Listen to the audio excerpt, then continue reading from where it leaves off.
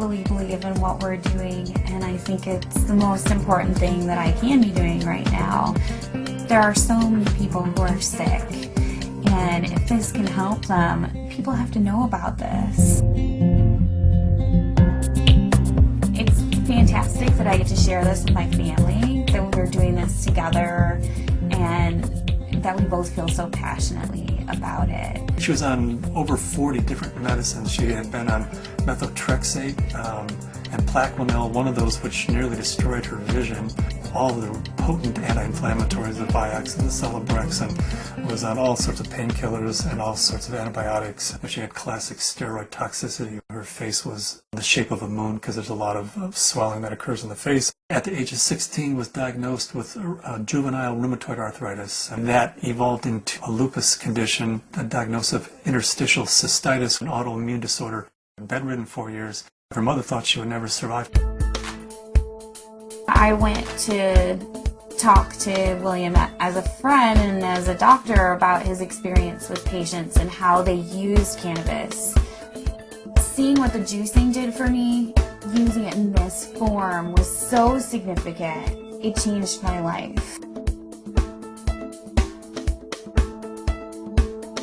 About 4 to 6 weeks after I started on juicing every day, I had no more back pain. I didn't need pain pills.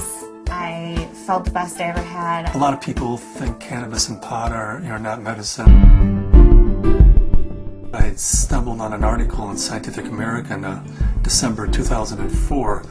They had an article on marijuana as the brain's own marijuana, and they introduced the idea that the body produces compounds that are very similar to those found in marijuana or cannabis. Cannabis actually goes upstream. It provides feedback from the postsynaptic nerve to the presynaptic nerve, which was unheard of in neurochemistry. I mean, all neurotransmissions were unidirectional, and all of a sudden, swinging against the force of that are those little cannabinoid molecules that tie the whole system together. The phytocannabinoids from this plant augment the body's attempt to restore and increase function to a normal level. So it mimics the regulatory system of cellular physiology.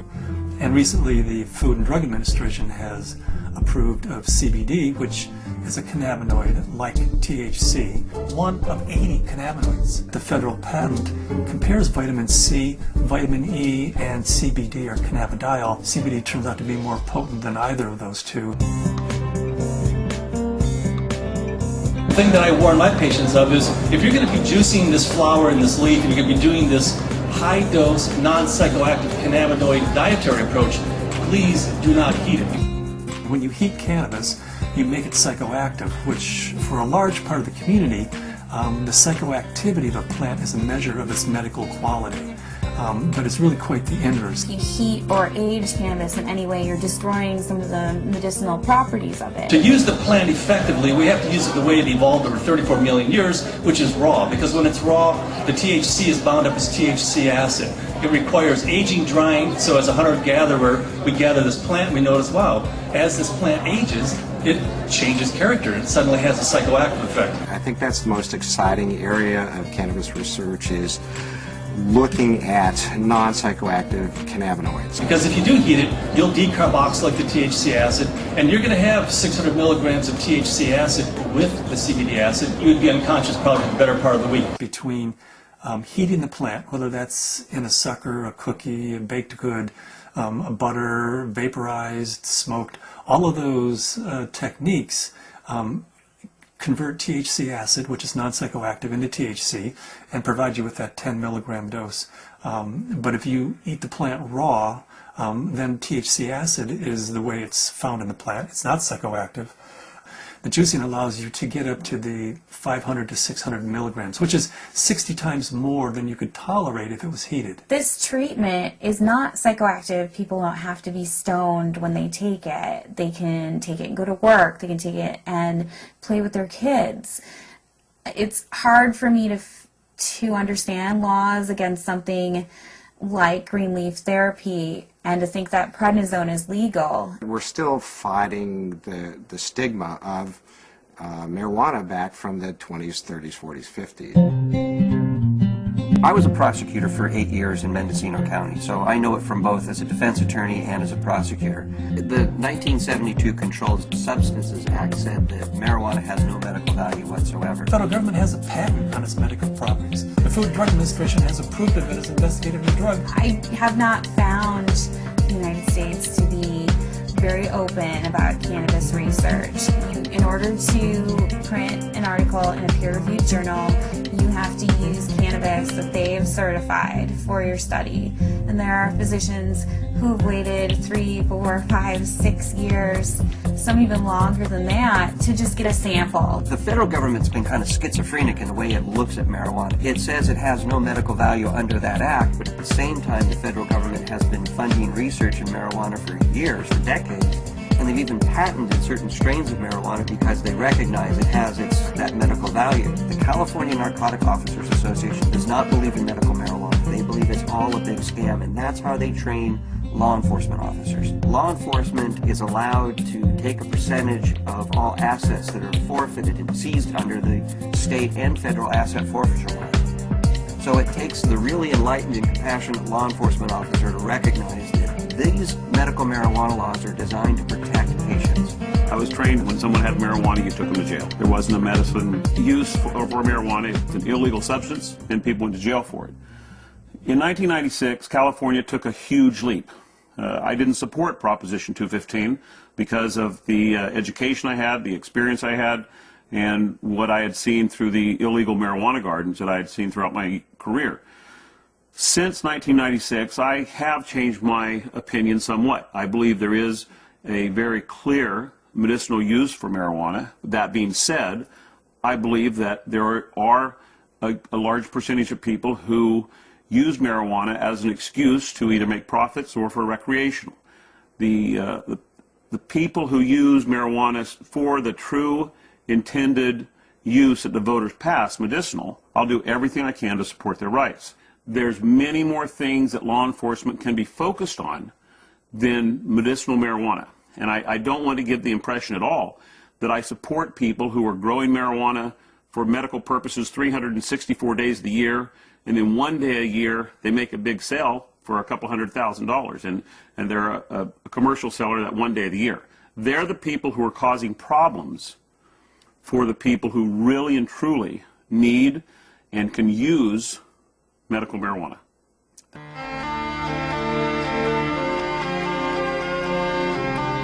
Terrifying, to be told as a parent that your child does have a tumor in her brain. It took 24 hours in the operating room. They gave us a 10% chance of survival with treatment. The Oakland Children's Hospital, where they called me and they said they had a baby who they were discharging home. This baby had completed all treatment that would be useful for it, had brain tumor, had surgery, had radiation and chemo, and the tumors were still growing and still multiplying, and therefore they said to the parents, just take this baby home and make it comfortable, because there's nothing more that we know that will help its condition. Started to accept to the point where the illness had taken her and us, and try and find some acceptance. A month went by and I got in contact with the family, and they said, well, we just came back from Children's Hospital. They did a CAT scan.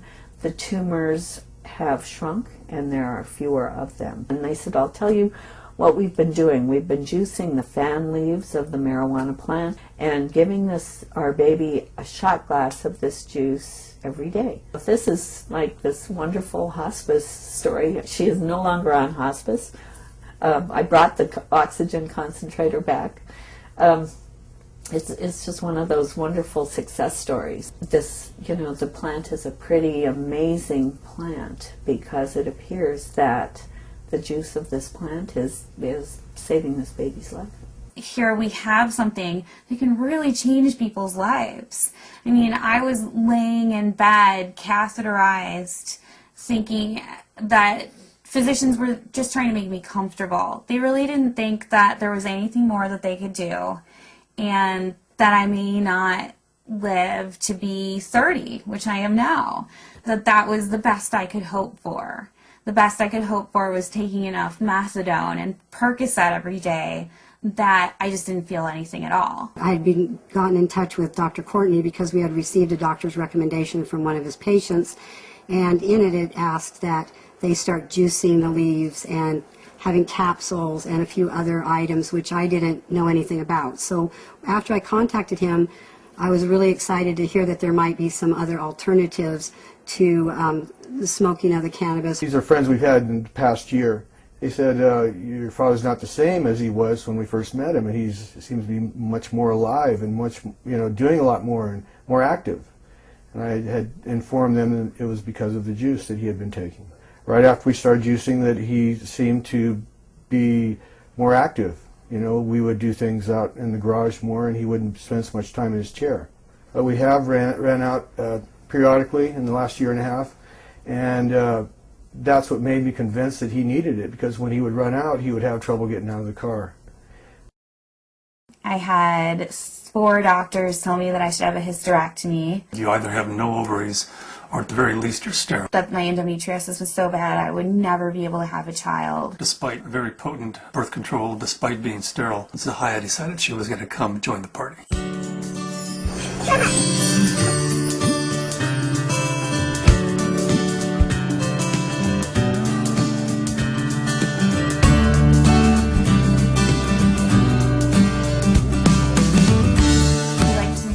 Ourselves by being extremely scientific, and people know that if they're going to come to us, they're going to have to go through a lot of hoops, but they're also going to get the most up-to-date scientific knowledge on this subject, and they're going to see a physician who's an expert in the field of non-psychoactive cannabinoids, and there are plenty of people that want that and are looking for that. We opened our 5th office in Luxembourg. Their government is really sympathetic and open. There's an international group studying autism and CBD in Luxembourg. There's a physician there who's writing cannabis scripts who's also a senator, and we've been working with him, Senator Columbera. The government may be actually funding experiments in a research center using cannabis, in large part because of Dr. Courtney's work with non-psychoactive cannabinoids and Senator Columbera's work with cancer patients. There are now facilities for testing plants, and there's been more progress made in the last 5 to 6 months. A new strain in from Spain called Cannatonic, 6.9% CBD. That's a 700% increase over Northern Lights, which is our previous high producer. I would like to find strains that have all of the cannabinoids present in an amount that's useful. I'd like to produce strains that are adapted to environment. In Luxembourg, we're producing thousands and thousands of pounds of seed, to raise the money to give away, a half a pound of seed, because if that person grows an acre of cannabis and feeds their family the proteins and the fatty acids, incredible food source, an incredible preventative medicine source, and an incredible therapeutic source. And at the same time, they're sucking 5 times as much CO2 out of the environment as an acre of trees. First, we have to change Convention Treaty Number 1, which was the convention that the UN put out in 1961 that says cannabis is a crime, should be, if you have it, if you grow it, if it's in your possession, you should be in prison. That dogma has dominated the world right now. They're asking for input from the World Health Organization, and in the process of writing a letter stating that this is a dietary essential, it's not a criminal thing, because we have to change that treaty before we can go into Central and South America and say, here, grow yourself an acre of this plant, feed your family, prevent illnesses. So Cannabis International kind of legalizing the plant globally, giving it back to people as a food source, prevent illness is so much better than waiting until you have diseases. With my own experience and all the patients that I've spoken to, I believe that it's not an isolated incident, that this is the best medication